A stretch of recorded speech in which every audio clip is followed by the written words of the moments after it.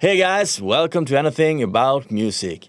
Today I want to talk about some tips and tricks that I do in my studio when I'm recording and tracking and producing music. So the first thing I want to talk about is miking a guitar amplifier, and probably the most normal way to do it is using an SM57. You take an SM57, you shove it right in dead center to the speaker, and that's a guitar sound. Some get a little bit tricky, so they start to move the microphone, move it away from the center. It would get less of that top end. If you go to the dead center, we get a lot of top end. Some would even put the microphone like 45 degrees angle. There's a lot of tips and tricks that you can do. Way back in the 90s was really common was use an SM57 and MD421.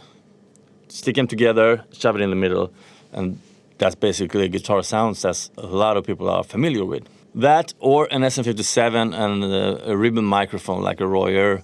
However, that's not what I do. I grew up and listened to a lot of music from the 60s and 70s. Back then, it was not that common to use a dynamic microphone when recording guitar amplifiers. What they did use was actually some large diaphragm condenser microphones. When they recorded Pink Floyd Dark Side of the Moon, they used like a U67 or a U87. I don't remember which one it was. But it made me sort of think that perhaps since I really like those kind of guitar sounds, then perhaps I should try it myself.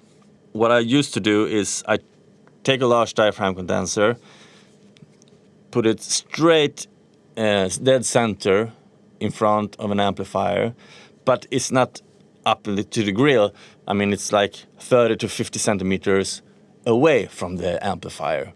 And to me, that guitar sounds. You don't get that. You don't get that harsh top end. It will make it sounds much more smoother, much more real to how it sounds in the room. It would give you much more kind of a 60s, 70s kind of flavor to the guitar sound. Anyway. But it also depends on the genre that I'm recording. If I'm gonna record like metal stuff, like death metal or something, or thrash metal or heavy metal, then I'm probably gonna use SM57, straight dead center, straight up to the amp, and then perhaps I use a large diaphragm condenser a half meter away just to capture some ambience sound. Since we're talking about microphones, I might share my next tip with you. And this is probably not everybody that can do this, but if you have like a channel strip or a preamp with an impedance switch, you should really try to use it because it can sound really good. So I read somewhere that if you leave it on the highest impedance, all your microphone will be good, which of course is true. If you're doing that, you're missing out some coloration that you can actually get. And especially when I'm recording electric guitars, 9 out of 10 times, I always lower the impedance. And that will take off a little bit of the top end. It would get a little bit, I don't know. I hate to use the word warm, but it gets a little bit warmer. You will get a little bit more of that. The guitar will get a little bit more mid-focused, and it will take up a little bit of the top end, and it sounds awesome.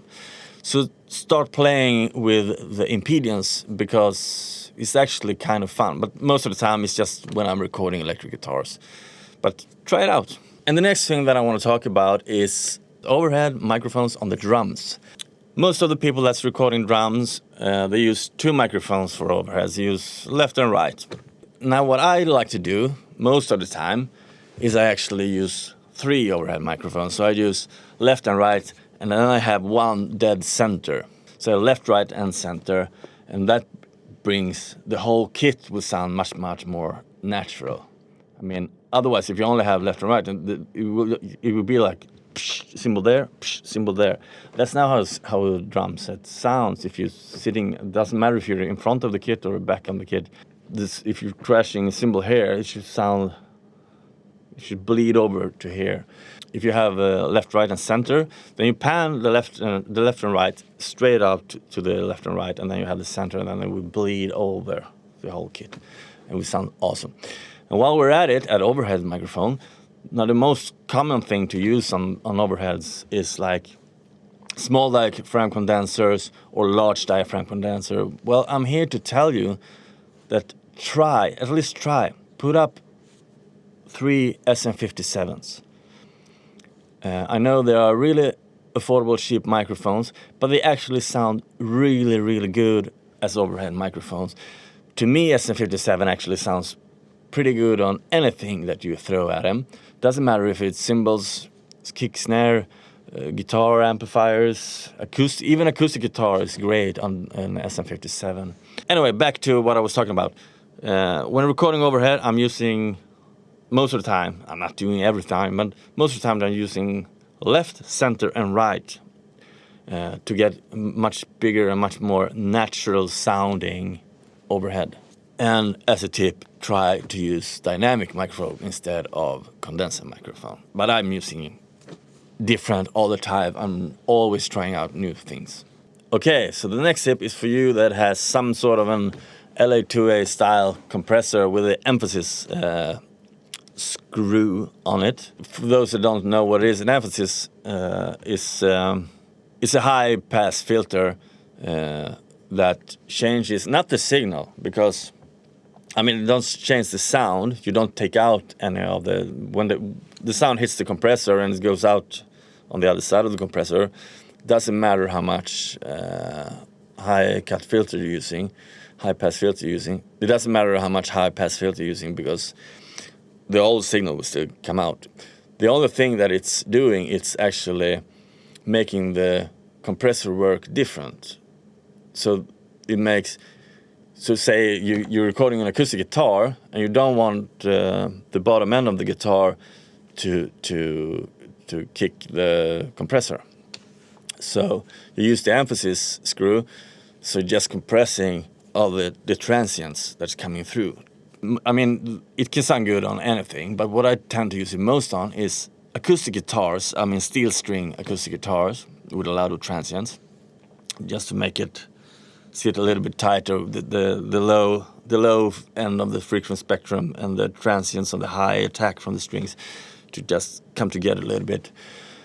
And snare drum can really, you will clamp down the top of the snare to make it more of this kind of DBX 160 style compression.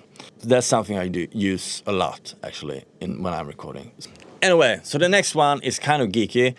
I would never have gotten one if somebody told me to get one. I always looked at them like, that's a little bit corny. But then I went to a secondhand store and I found this. Now what this is a footstool that you place your foot on when you're playing guitar. It cost like $1. It was like $1 or €1, perhaps something like that. It cost like $1. So I said, I don't know. Maybe I can use it. At least I can.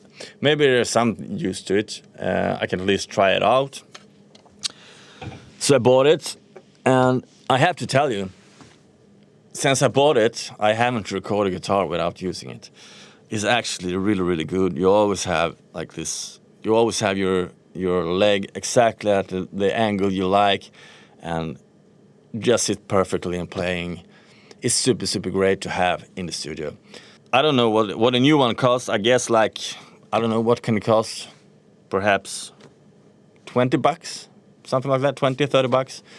I would still say it's actually a good investment if you're sitting around in your studio and recording guitars, because it actually helped me a lot.